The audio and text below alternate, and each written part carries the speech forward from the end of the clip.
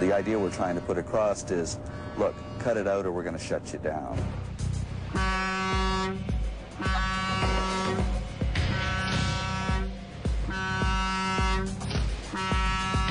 There is a life and death battle being waged on the high seas, fought with videotape over the practice of drift netting. Environmentalists call these 35-mile-long nets curtains of death. That's because they literally sweep the ocean, trapping and killing nearly every living thing in their path. There are international treaties banning these practices, but they're rarely enforced. So the Sea Shepherd Society sails the oceans with two objectives. First, they're video policemen trying to prove that some nations are illegally netting. Second, they disable the drift net ships in daring, dangerous maneuvers. In the summer of 1990, they target a Japanese drift netting fleet.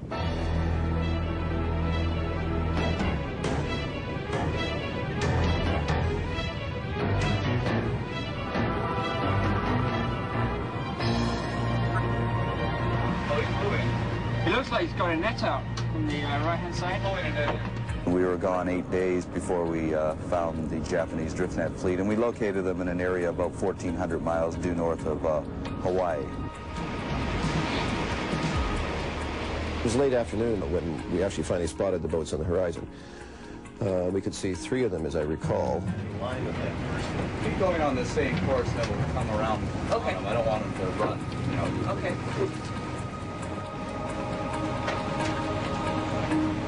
We've arrived just at the time of evening when they're starting to lay out their nets. So as they're heading along on our port side here, the nets are steadily going out. I was on board the Sea Shepherd as a reporter there with my cameraman, Jamie Tumulty, who had the Sony Betacam, and I had a Sony Handycam. The nearest drift net boat is just off to our starboard here. We're closing in, and they've obviously become aware that we're here. Yes, this is Sea Shepherd. I just want to let you know that we'll be passing close by with the cameras. The video camera is to us what a cannon is on a warship. So instead of going into battle with a row of cannon, we go into battle with a bank of cameras instead. Okay, we're going in on the second one. He's apparently pulling away.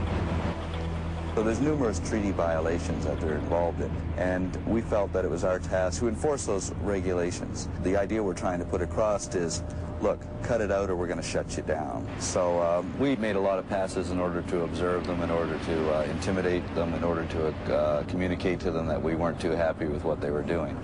Okay, here we go. All right. Hey, you guys up on the bow? Hang on up there. Whoa. Hang on, Jamie. We're going to get them close. Hang on.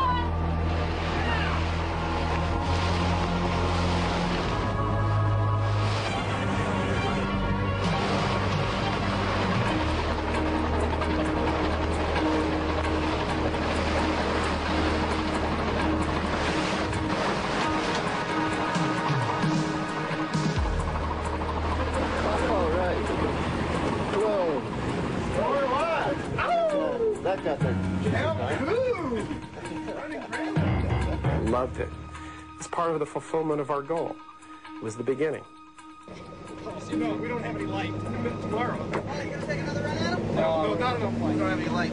I got that. And we were all disappointed that it was getting dark and we couldn't get footage and we had to spend the night because we wanted to get into confrontation right away.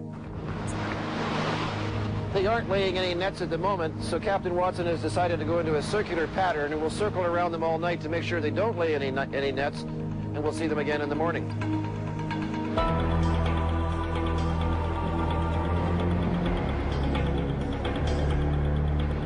We did a lot of night filming, taking advantage of the lights on the Japanese fishing vessels. You can see the net here. They're hauling it in pretty fast. I don't know whether it's because they're trying to get him up because we're around, or whether in fact this isn't much of a catch. There's over 250,000 marine mammals killed every year in these nets, and over 1 million seabirds. So it's an extremely destructive practice. And for the most part, it's out of sight and it's out of mind. Okay, it's 1 in the morning. The crew is out here preparing for tomorrow's action. We knew that one of our tactics may be to ram them, so everyone on board became aware and prepared for a ramming, making sure everything was safe, making sure the life vests were out, making sure safety equipment was ready. Nobody slept. Any possibility was arranged for. Cameras were brought out, Zodiacs were brought out, and camera equipment loaded onto them. The ship was in general made ready for confrontation. Okay, it's 8:45 in the morning, and a decision has been taken. Everything was running, the captain was in the wheelhouse, everything was ready to go, and it was just dependent on the cameraman as to when the signal would be given. How's the light for you, Mark? I can shoot any time down, but, you know, the more light the better, but I can go any time. Our first consideration in planning a campaign is, can we physically interfere without causing any injuries or making sure nobody gets killed? Can we document this sufficiently so that we can have an impact with the documentation? The captain came up from behind, and then he aimed for the power block, which is a unit that pulls the Drefnet in, a very expensive unit. We're going to take out the side of the vessel where they're loading the nets, try and make that useless for them to continue that kind of operation. Get ready. You want to tell those guys down in the engine room to stand by? It was a little eerie down in the engine room because we weren't aware of how close we were getting or exactly when we would hit. I did not know what the engines would do. I suppose the main worry that we would have is that we would get a puncture in the hull and the engine room would fill in with water. If anybody pulls any rifles, try not to all dive down there at the same time.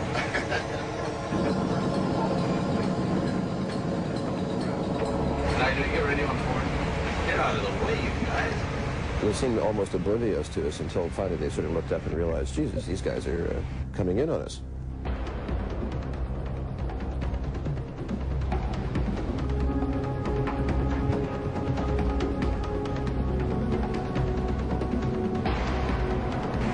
Let the horn go.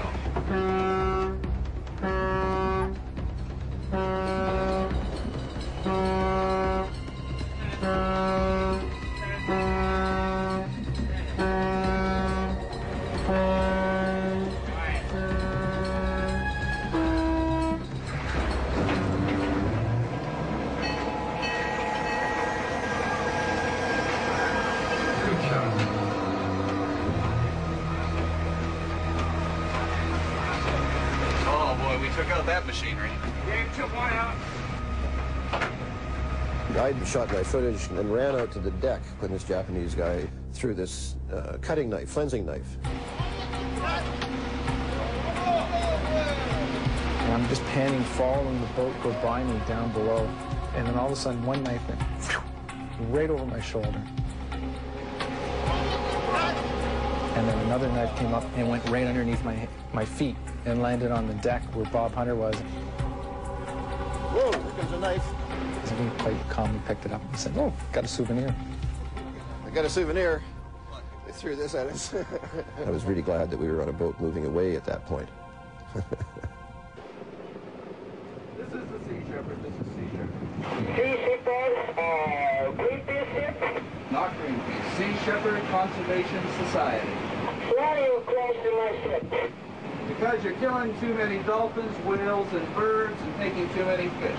And you insulted us by calling us Greenpeace. Can you do us some damage control up there, Nigel, quick? What's our damage? Oh, we got a big hole up here just behind the anchor well. It goes right through. Looks like a cannonball came through. Okay. So we got their power block, but they hold us. Oh, yeah, but this is a welding job. That's a $20,000 piece of equipment. All right, so we're going after another one now? Yeah. My only concern was that the Sea Shepherd is an old boat, so I wasn't quite sure how many batterings the boat would take before it began to fall apart. And I just knew this was a bad place, 1,000 miles north of Hawaii and 1,000 miles out from North America, surrounded by Japanese ships after you just rammed a couple of them for your boat to go down.